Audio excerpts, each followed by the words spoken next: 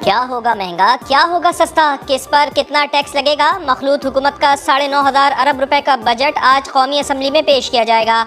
मुआशी तरक्की का हदफ 5%, महंगाई का तखमीना 11.5% मुकर्रर, टैक्स हदफ 7,255 अरब होगा।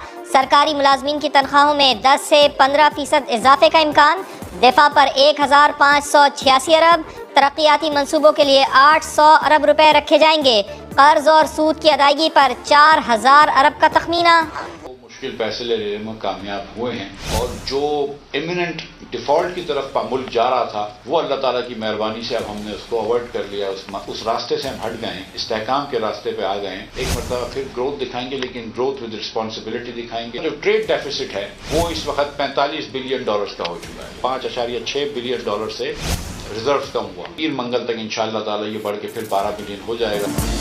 महंगाई में इजाफा, करंट अकाउंट और तिजारती खसारा बेकाबू, दरामदात के अहदाफ भी हासिल न हो सके। GDP, ज़राअत, खिदमत और सनती शोबे के अहदाफ हासिल कर लिए गए। शरह नमू 5.97% रही। वफाकी वजीर खजाना मिफ्ता इस्माइल ने इक्तिसादी जायजा रिपोर्ट जारी कर दी। कहा मुश्किल फैसलों से मुल्क दिवालिया होने से बच गया, इस्तेहकाम के रास्ते पर आ गया। पीर मंगल तक ज़र मुबादला के ज़खायर $12 अरब से तजावुज कर जाएंगे। रूस से गंदम खरीदने का भी ऐलान। बजट के बाद IMF से स्टाफ लेवल मुआहिदे की तरफ जाएंगे।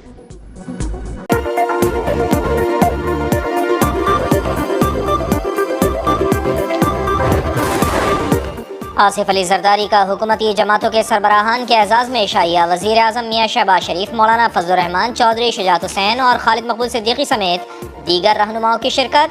वज़ीर आज़म पर एतमाद का इजहार। मुल्क को बहरान से निकालने का आज़म। नए माली साल के बजट पर भी मुशावरत की गई।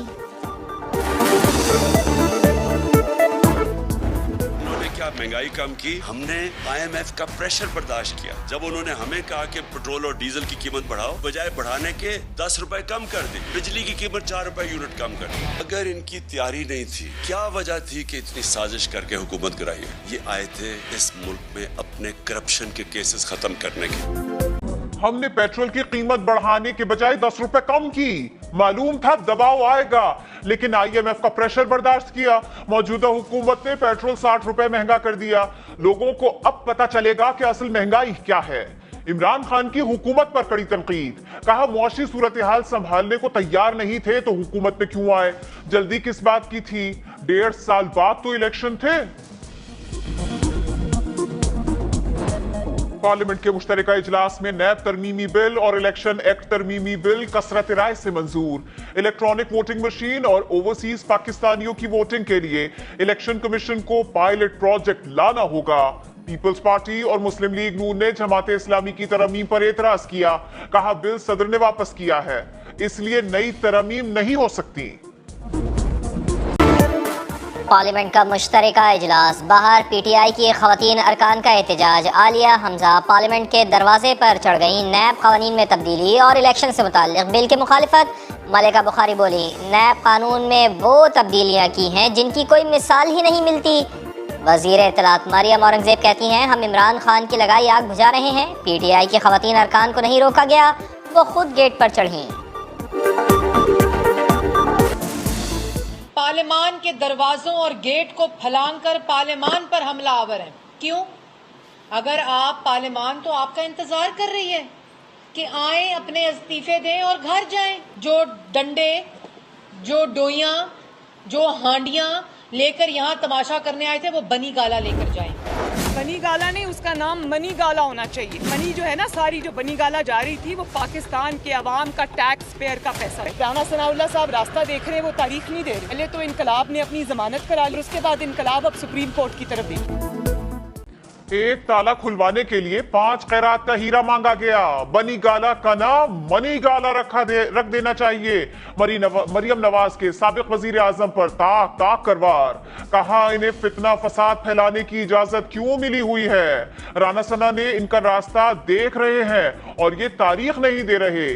जमानत कराने के बाद इनकलाब सुप्रीम कोर्ट की तरफ देख रहा है। मुझे रब बुला ले, मुझको ले ही चलो अब मदीना।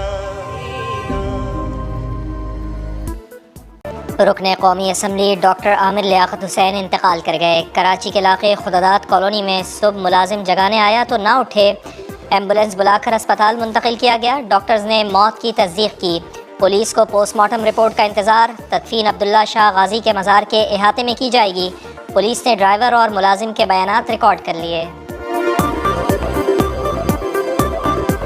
आमिर लियाकत की तबीयत धुआं भरने से खराब हुई। उनके कमरे में पहुंचे तो सोफे पर गिरे हुए थे। ड्राइवर जावेद का बयान, बताया आमिर लियाकत को आज इस्लामाबाद रवाना होना था। वो जहनी दबाव का शिकार थे, कई बार रोते हुए देखा। कजन ने बताया तीसरी तलाक के बाद से आमिर लियाकत शदीद डिप्रेशन के शिकार रहे, गोशा नशीन हो गए थे, अक्सर मुल्क छोड़ने की बात करते थे। शहबाज फैमिली के खिलाफ मनी लॉन्ड्रिंग केस का अहम मुल्जिम मकसूद चपड़ासी दिल का दौरा पड़ जाने से इंतकाल कर गया। मकसूद चपड़ासी बैरून मुल्क मुकीम था। दुबई के अस्पताल ने तबई मौत की तस्दीक की। टेस्ट सर्टिफिकेट समा ने हासिल कर लिया। 25,000 तनख्वाह वाले मकसूद चपड़ासी के नाम पर 7 बैंक अकाउंट्स में 3 अरब से जायद रकम जमा करवाई गई। FIA के मुताबिक मकसूद के इंतकाल से मनी लॉन्ड्रिंग केस पर कोई फर्क नहीं पड़ेगा। इस्लामाबाद में जमात इस्लामी का नामूस रसालत मार्च। कारकुनों ने सरीना चौक से रुकावटें हटा दी। भारतीय हाई कमीशन की जानिब जाने की कोशिश। पुलिस और कारकुन आमने सामने। सिराजुल हक ने खिताब में कहा, मुस्लिम ममालिक भारत का इक्तिसादी बॉयकॉट कर दें। भारतीय हाई कमिश्नर को मुल्क बदर किया जाए। गुस्ताखाना बयानात के खिलाफ भारत में मुसलमानों का एहतजाज। मुस्लिम दुनिया में बॉयकॉट। शदीद दबाव के बाद दिल्ली सरकार बैकफुट पर आई। तौहीन आमेज बयानात देने वाले BJP रहनुमाओं के खिलाफ मुकदमात दर्ज कर लिए गए, मगर गिरफ्तारी अब तक अमल में ना आ सकी।